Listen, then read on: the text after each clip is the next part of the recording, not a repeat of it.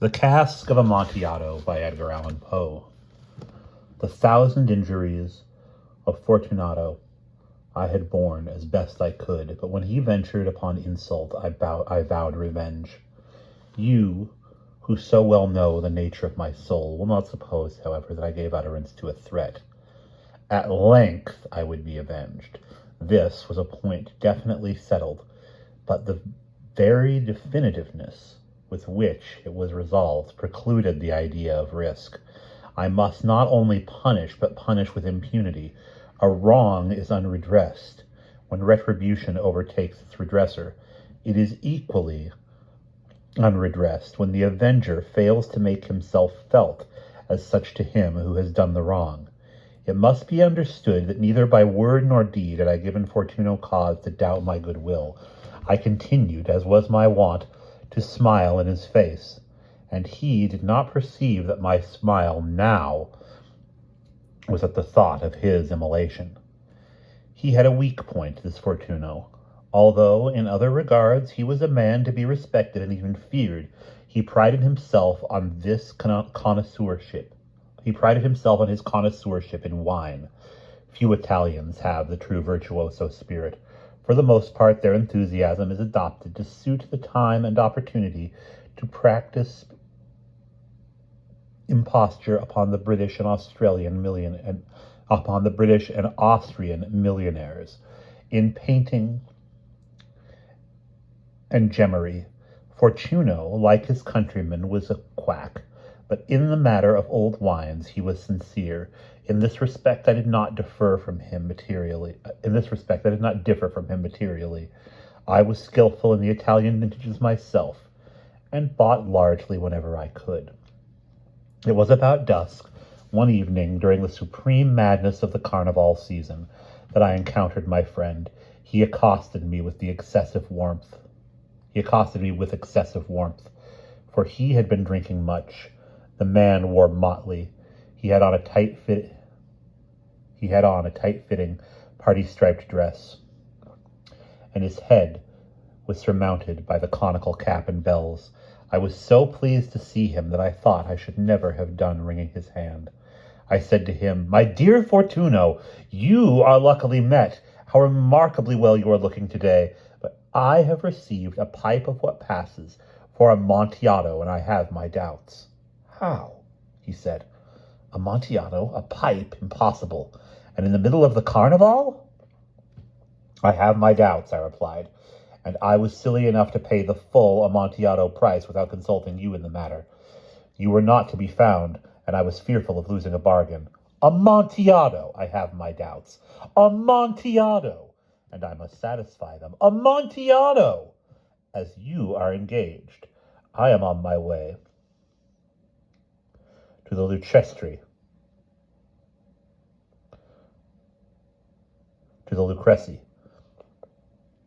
If anyone has a critical turn, I am on my way to Lucrece. If anyone has a critical turn, it is he. He will tell me, Lucrece cannot tell Amontillado from sherry.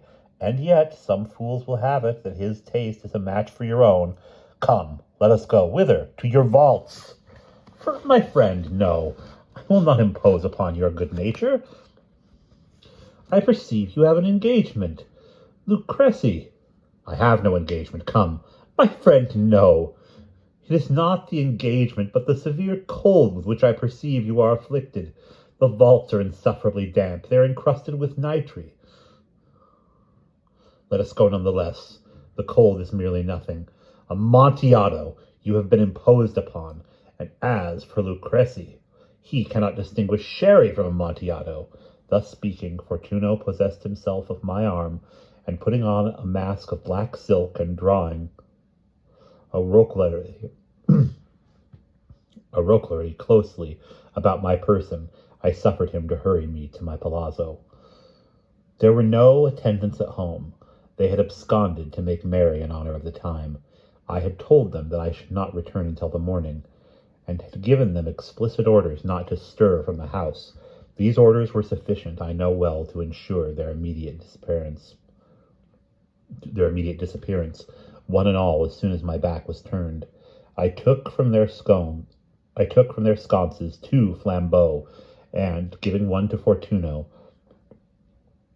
bowed him through several suites of rooms to the archway that led into the vaults. I passed down a long and winding staircase, requesting him to be cautious as he followed. We came at length to the foot of the descent, and stood together upon the damp ground of the catacombs of the Montresors. The gait of my friend was unsteady, and the bells upon his cap jingled as he strode. "The pipe," he said. "It is farther on," said I. "But observe the white webwork which gleams from these cavern walls." He turned toward me and looked into my eyes with 2 filmy orbs that distilled the rheum of intoxication. "Nitre?" he asked at length. "Nitre," I replied. "How long have you had that cough?" "Ugh! Ugh! Ugh! Ugh! Ugh! Ugh! Ugh! Ugh! Ugh! Ugh! Ugh! Ugh! Ugh! Ugh! Ugh! Ugh!" My poor friend found it impossible to reply for many minutes. "It is nothing," he said at last. "Come," I said with decision. "We must go back. Your health is precious. You are rich, respected, admired, beloved. You are happy as once I was. You are a man to be missed. For me it is no matter. We will go back. You will be ill, and I cannot be responsible. Besides, there is Lucrece." "Enough," he said. "The cough is a mere nothing. It will not kill me. I shall not die of a cough." "True, true," I replied, "and indeed I had no intention of alarming you unnecessarily, but you should use all proper precaution. A draught of this Medoc will defend us from the damps." Here I knocked the neck off a bottle, which I drew from a long row of its fellows and lay upon the mould. "Drink," I said, presenting him the wine. He raised it to his lips with a leer. He paused and nodded to me familiarly, while his bells jingled. "I drink," he said, "to the buried that repose around us, and I to your long life."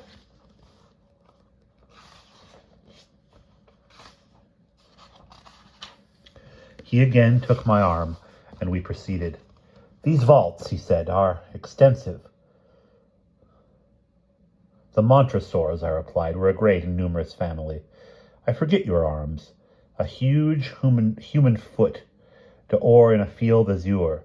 The foot crushes a serpent rampant whose fangs are embedded in the heel. And the motto? Nemo me impune lacet." "Good," he said. The wine sparkled in his eyes and the bells jingled. My own fancy grew warm with the Medoc. We had passed through long walls of piled skeletons with casks and puncheons, intermingling into the inmost recesses of the catacombs. I paused again, and this time I made bold to seize Fortuno by the arm above the elbow. "The nitre," I said. "See, it increases. It hangs like moss upon the vaults.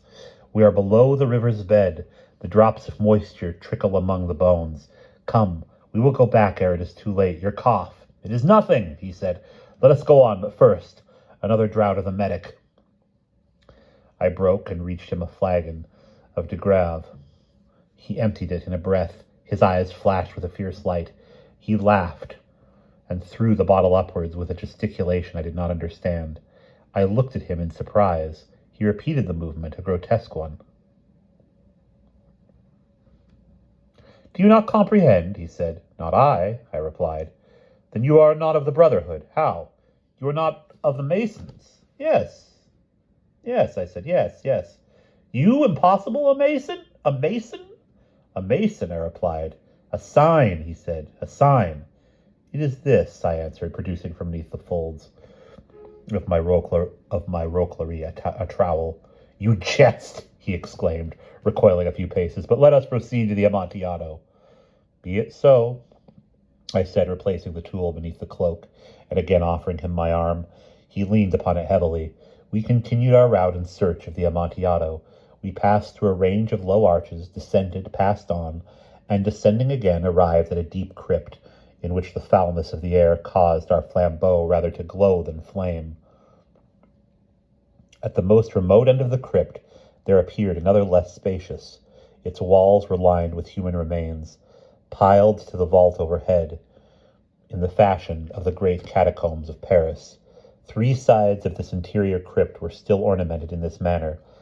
From the 4th side, the bones had been thrown down and lay promiscuously upon the earth, forming at one point a mound of some size. Within the wall thus exposed by displacing of the bones, we perceived a still interior crypt or recess. In depth about 4 feet, in width 3, in height 6 or 7, it seemed to have been constructed for no especial use within itself, but formed merely the interval between 2 of the colossal supports of the roof of the catacombs. It was backed by one of their circumscribing walls of solid granite. It was in vain that Fortuno,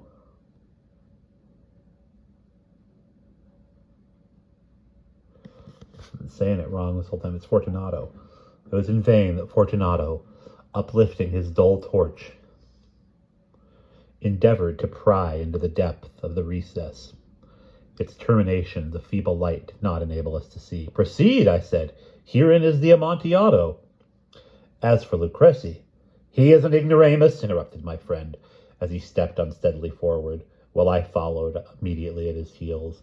In an instant he had reached the extremity of the niche, and finding his progress arrested by the rock, stood stupidly bewildered. A moment more, and I had fettered him to the granite. In its surface were 2 iron staples, distinct from each other about 2 feet horizontally. From one of these depended a short chain, from the other a padlock.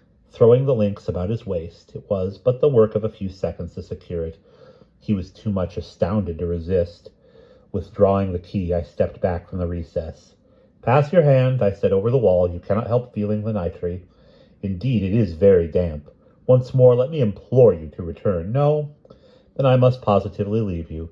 But first I must render you all the little attentions in my power." "The Amontillado!" ejaculated my friend, not yet recovered from his astonishment. "True," I replied, "the Amontillado." As I said these words, I busied myself among the pile of bones of which I have before spoken.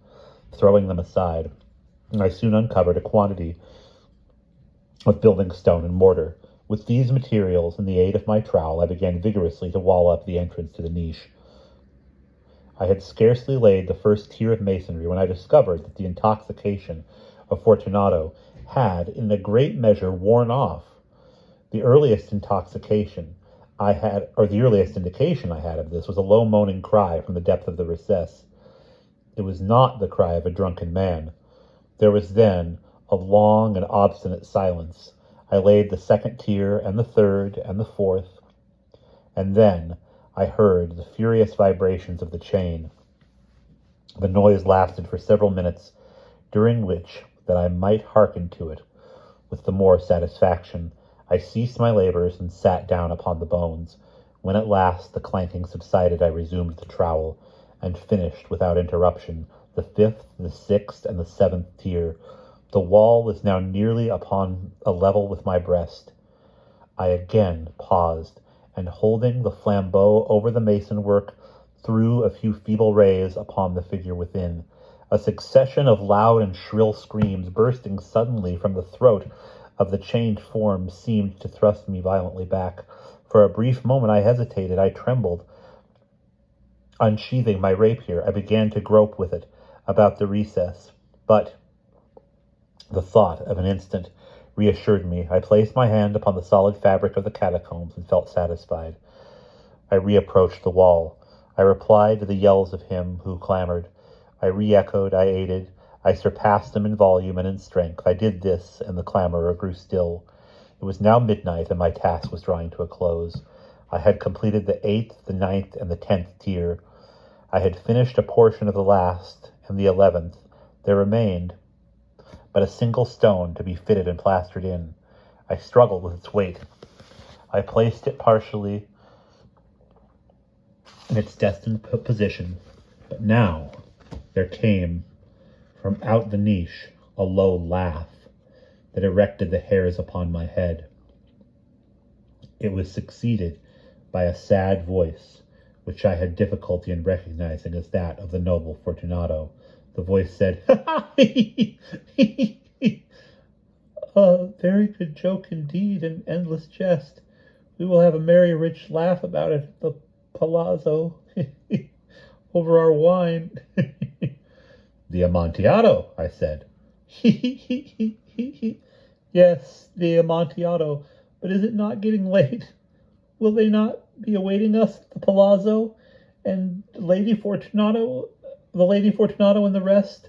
Let us be gone. Yes, I said, let us be gone. For the love of God, monsieur. Yes, I said, for the love of God. But to these words I hearkened in vain for a reply. I grew impatient. I called aloud, Fortunato! No answer. I called again, Fortunato! No answer still. I thrust a torch through the remaining aperture and let it fall within. There came forth in return only a jingling of the bells. My heart grew sick. It was the dampness of the catacombs that made it so. I hastened to make an end of my labor. I forced the last stone into its position. I plastered it up. Against the new masonry, I re-erected the old rampart of bones. For the half of a century, no mortal has disturbed them. In pace, requiescat. And that is the end.